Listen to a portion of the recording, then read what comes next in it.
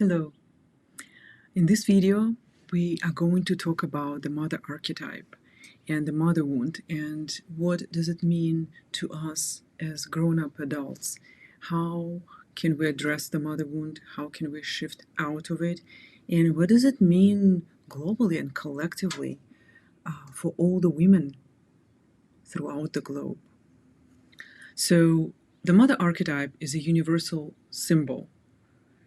It's a representation of the nurturing, caring, and protective aspects of motherhood. It's an unconscious collective pattern of behavior and perception that exists in the psyche of all humans, regardless of culture or historical period. The mother archetype is often associated with nurturing, sustenance, and unconditional love.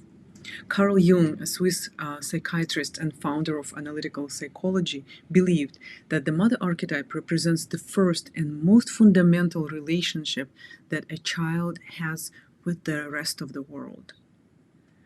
This relationship is characterized by the child's complete dependence on the mother for survival and the mother's nurturing and protection of the child. Just think about it.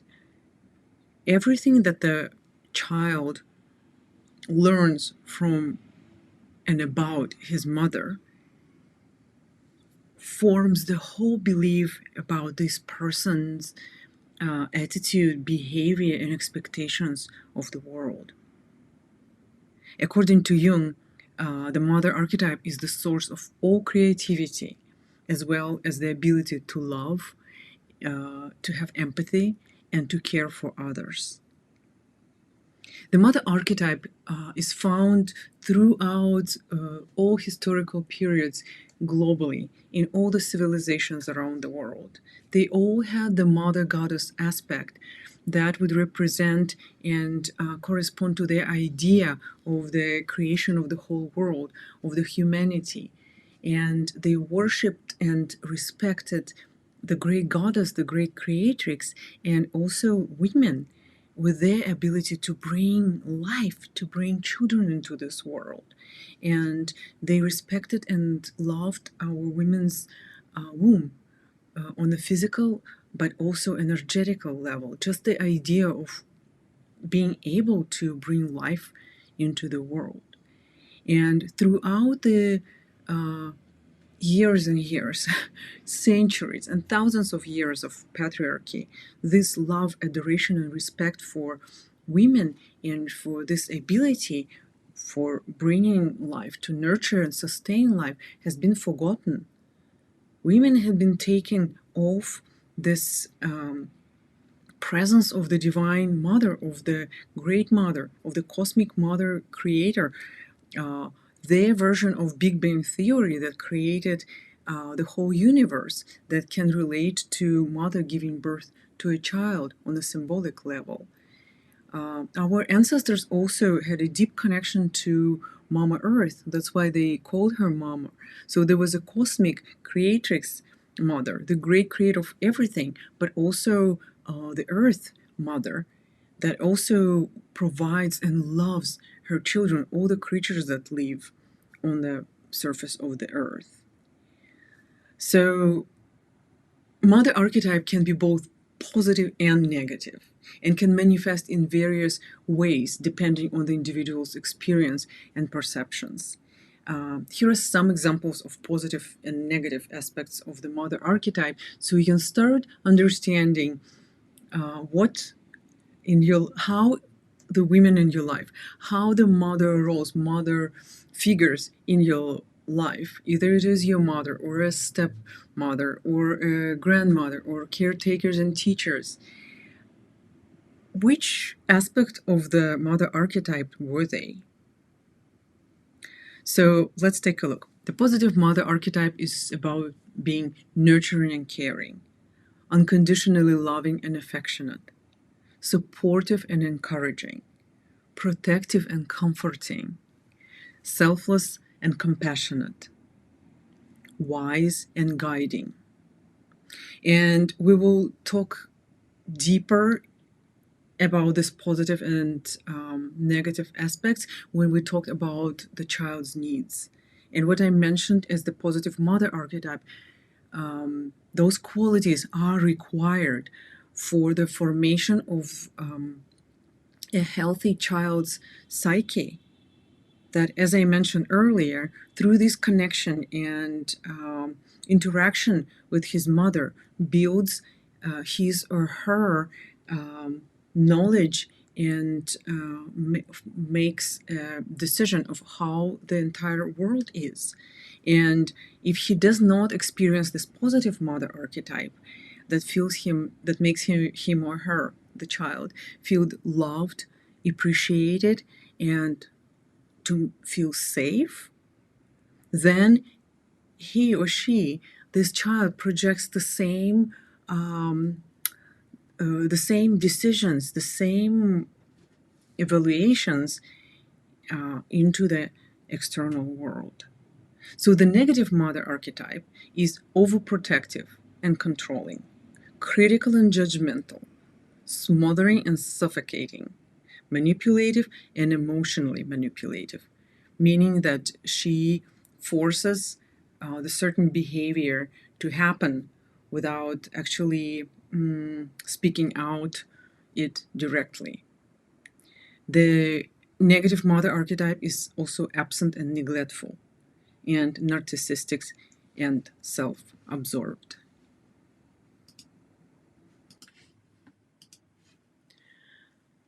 The mother wound is a term used to describe the emotional pain or trauma that can arise from a problematic relationship with your own mother or a mother figure. You would say if it was a stepmother or a grandmother in certain cases, or a teacher or a caregiver for the orphan. It is a complex and multifaceted concept that refers to the psychological and emotional wounds that can result from a range of experiences, including neglect, abuse, abandonment, enmeshment, or overprotection by a mother or a mother figure. And those words may sound overly dramatic, and you would think that abuse is just a form of a physical abuse or neglect, that you had been forgotten or not cared of in terms of the most basic human needs. But we will go deeper into this again when we look at the child's needs, because child's needs are different from the basic hierarchy of needs of the grown-up adult. Yes, on the surface, it's the same.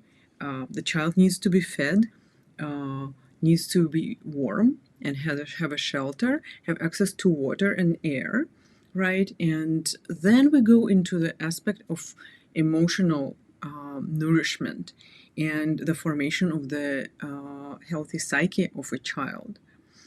And that's why knowing the particular child's needs, that's the mother's responsibility to understand how sensitive the child is, how much love, attention it needs, especially in the first couple of years of the child's development. And one thing that I want to make clear, this whole course and this whole journey and this whole video about mother archetype and the mother wound is not about blaming our parents. Right now, we're facing the truth, the reality of poor parenting that had been happening for centuries, not from a bad intention, not necessarily on purpose. We had been neglected, abused, or had an emotional enmeshment or complete lack of boundaries.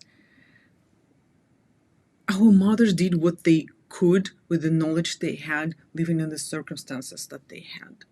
And the whole process of reparenting yourself is to understand what you needed and what you did not receive as a child, mostly emotionally, that affects you until this day. And help yourself to move forward and to learn something that you haven't been modeled. This way of a caring, loving great mother with all its positive aspects. That's the main purpose of healing the mother wound. It's understanding what being a woman actually is, not what the patriarchy told us mothers should be and women should be, and how the balance between men and women on the planet should be. So let's go back to the mother wound and how it can manifest. For example, constant comparison and not feeling good enough about yourself. Some words, some lack of validation and words of love, or being held enough, sometimes makes us feel as children that we're not good enough because there's not enough love given to us, or it's given on certain condition but not for what we are. Then shame, of course, and a consistent background sense that there's something wrong with you, that you don't fit, that you need to change, that you need to adapt, that nobody will ever want you for who you are. You know, do you really, who you really want to be? Then feeling that you must remain small in order to be loved. This is a very big deal because so many of us hold ourselves back for various reasons, because sometimes we are smarter, more beautiful, more talented than our mothers. And sometimes it causes a conflict that either mothers begin to diminish their children and prevent them from blooming because there is a competition growing up in the house, or a loving daughter in turn feels that by fully blooming and opening her gifts and living the life and shining as bright as she is will challenge the authority of her mother, and she cannot do it. So what she does, she holds herself back and gets into the habit of being small and invisible in order to be loved. And there's one aspect that I want to bring, and some of you may be ready for that, some not. Some of you believe in reincarnation, some don't, but this is what I believe. This is my personal opinion, and that's what my teachers taught me. Is a concept of young and old souls, and this is related to our time, the times that we lived on Earth in the previous lives, if you choose to believe so. So all the experiences that our souls had in the previous lifetimes, whom we were, all the skills that we had, they so-called mature the soul. So some of us come into this world already prepared to be healthy, mature adults. Some of us really feel and understand that everything around us is alive and understand the concept of cause and effect. We love, old souls love Earth and understand the concept of taking care of the Earth and being part of the Earth. Younger souls they are more like kids or toddlers. They are more self-driven, self-motivated, and they do a lot of mistakes until they grow up and learn from those mistakes. So a lot of people that cause a lot of harm to nature and caused a lot of harm to women, they were young souls. They didn't know better. They basically lived a crippled life, crippled emotional life. And sometimes when the daughters are born as older souls, they by default, during the time of the birth, the very first years, they are more spiritually, emotionally mature that their mothers are. It happens a lot.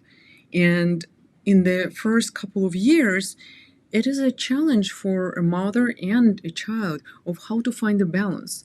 It's a challenge for a mother to allow these gifts and the natural brilliance of the child to shine. And it's up to, of course, it's up to a child in a way to allow this to bloom or not. It either will, if challenged, the child either will start to play small and will continuously rebel against the non-accepting bullying mother. So this is an interesting interaction between the mother and child. So another aspect is of a negative expression of the mother archetype is a persistent sense of guilt for wanting more than you currently have. And this will cover a lot in writing down the limiting beliefs that live in us and ingrained in us through our family lineage and through our culture and society we lived in during the childhood. Something that we carry on as a baggage, not even this lifetime and not even ours, but of our family and ancestors. Another aspect is not being your full self because you don't want to threaten others, and we kind of covered on that a little bit. Then you might have a high tolerance for poor treatment from others out of fear of rejection, of course. And emotional caretaking is another aspect. When you become a parent for your parent, this is one of the aspects of not that positive of the parenting. Then also feeling competitive with other women when you actually have to be the first and the best among other women to deserve love and to survive, basically. It's like kicking and screaming and using elbows to be the first one to receive the feeder to receive love or nourishment. Then another aspect is self-sabotage, of course. Then also being overly rigid and dominating. And conditions such as eating disorders, depression, and addictions. All this are expressions of the suffocating soul and of your true self that haven't been allowed to be who we are, to shine brightly. Also, the mother wound can impact our ability to form healthy relationships, to set boundaries, and establish a sense of identity and purpose. The mother wound is not limited to just individuals who have experienced extreme forms of abuse or neglect. It can also arise from more subtle forms of emotional and psychological trauma, such as a lack of emotional attunement, validation, or support. So this is my brief overview about the mother archetype and the mother wound. The next step for us to go deeper into the aspect is exactly what I mentioned, is taking a look at the child's needs and make your own self-reflection and validation about any psychological trauma that you might experience in your childhood and which of your needs had been met. And then further on, we will learn how to address those aspects and how to learn to give what we didn't receive to ourselves. Now we can start working with the plant remedies and take them exactly as I described in the video talking about working with the mother wound kit. And also we start going deeper into understanding the relationship and effects our mothers and mother figure have on ourselves through doing your daily journal prompts. Thank you for watching. I'm here for you, and if you ever have questions, you can email me at anna@maitriverde.com. Thank you, and I'm wishing you joy, love, compassion and perseverance in your healing journey.